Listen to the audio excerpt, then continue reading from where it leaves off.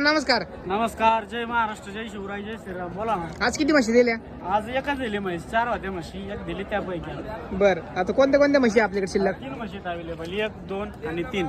ही जाणलेली म्हैस. तिला किती दिवस झाले धरून?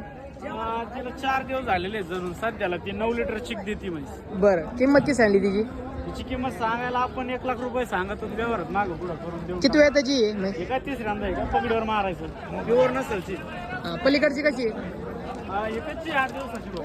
8 दिवस कच्ची. हा. याची किती किंमत सांगितली? तिचे सांगायला 1,30,000 रुपये आहेत, पण यावरच मागं पुढं करू. पगडीवर मारायच्या. ही जात बघ पा.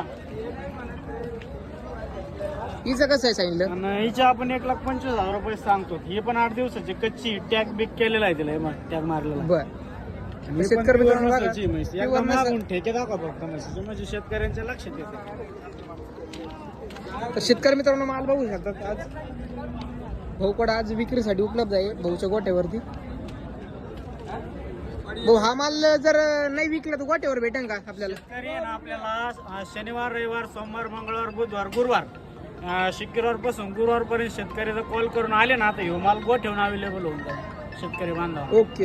हो, मध्ये आल्यावर. तर शेतकरी मित्रांनो शिवम भाऊकडे संपर्क करा असं माल टॉपचा खरेदी करण्यासाठी.